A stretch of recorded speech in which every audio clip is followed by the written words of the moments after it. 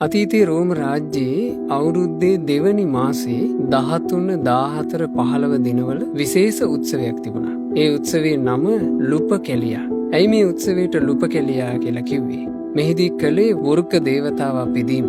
ඒ නිසා මේ උත්සවයට wolf festival කියලා හැඳින්වුවා.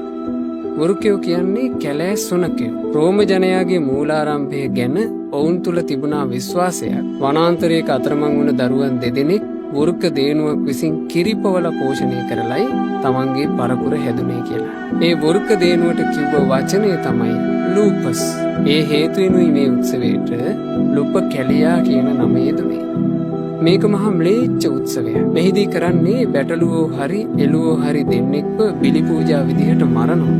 සුනකයින්වත් බිලි පූජා විදිහට මරනවා. ඒ මරණ සතුන්ගේ හමින් හදනවා කස. ඒ කසවලට කිව්වේ ෆෙබ්‍රුවා කියලා. ඒ නිසා තමයි අවුරුද්දේ දෙවෙනි මාසය පෙබරවාරි කියන නමින් හැඳින්වෙන්නේ. ඉතින් මේ උත්සවයේදී මුලින්ම ස්ත්‍රී පුරුෂ හැමදෙනා නිරුවත් වෙනවා. පුරුෂයෝ හොඳ හැටියට මත්පැන් බීලා වෙරි වෙනවා. ස්ත්‍රීන්ව පෝලිමට හිටවලා පුංචි කොළවල ඒ අයගේ නම් ලියලා තුණ්ඩු හදනවා. ඒ තුණ්ඩු ඔක්කොම එකට දාලා කලවම් කරලා අර බීමත් පුරුෂයෝ එයින් තුණ්ඩු අරගන්නවා. ඒ තුණ්ඩුවේ නම් සඳහන් ස්ත්‍රියත් සමග අර දින තුනේ කාමසේවනයේ යෙදෙනවා. ස්ත්‍රියට කසෙන් තලා කාමසේවනයේ යෙදෙනවා. ওই විදිහට පරපීඩක කාමයෙන් යුතු ඊටාම අශීලාචාර ලාමක උත්සවයක් මේක.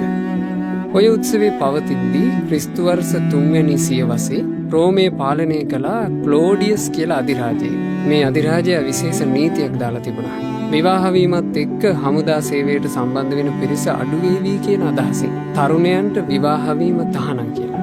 ওই කාලේ කිතුණු පාදිලිවරයෙක් හොර රහසේම තරුණයන්ව ජෝඩු කරවන කටයුත්තක් කරගෙන ගියා. අවසානයේ ක්ලෝඩියස් අධිරාජයාට මේක හසු වුණාම ඒ පාදිලිවරයාට මරණ දඬුවම නියමුණා. පෙබරවාරි මාසේ 14 වෙනිදා තමයි මොහුව හිස ගසා දාලා ඝාතනය කළේ. මොහුගේ නම තමයි වැලන්ටයින්.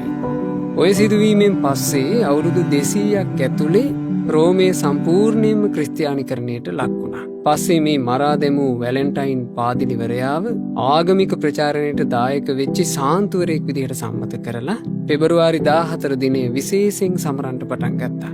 ඉතින් අර ලුපකෙලියා උත්සවෙයි මේකයි කලවම් වුණා. ඒ අතරේ තව තිබුණා කාන්තාවන්ගේ ආදර දිනයේ සැමරීමක් කියලා ගැලටින් නමින් උත්සවයක්. ඒකත් මේකට මිශ්‍ර වුණා. ටිකින් ටික ওই විදිහට පැමිණෙද්දී මේක වෙලෙන්දන්ට හසු වුණා. වෙළඳ ව්‍යාපාරිකයෝ මේක සම්පූර්ණයෙන්ම ආදරවන්තයින්ගේ දිනය කියලා මහා ප්‍රචාරයක් හැදුවා.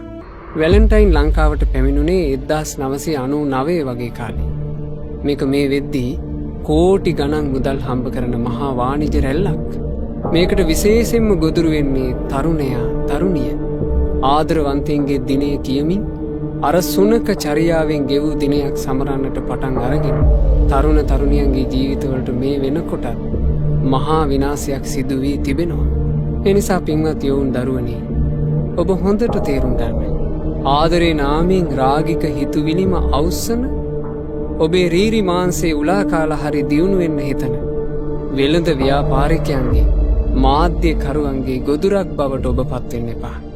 ඔබ තාම ඉගෙන ගන්න වයසේ දරුවෙක් නම් මේ වැලන්ටයින් උමතුවට හසු වෙලා ආදරණීය මව්පියන් ඔබ ගැන තබා ඇති විශ්වාසය වනසන්න එපා. පිරිසිදු කුමරි බඹසර නසා ගන්න එපා. ඔබ පෙම්වතෙක් නම් මේ වැලන්ටයින් උමතුව නිසා නීත්‍යානුකූල විවාහයට පෙරම ඔබේ පෙම්වතියගේ පිරිසිදු බව කෙලෙසන කෙනෙක් වෙන්න එපා.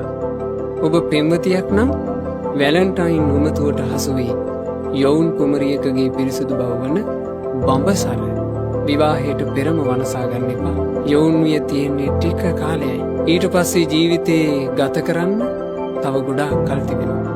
ඒ නිසා කෙටි යොවුන් විය වැලන්ටයින් කියන උගුලට හසු වී ඔබේ ජීවිත වනසා ගන්න එපා. ආරක්ෂා වෙන්න.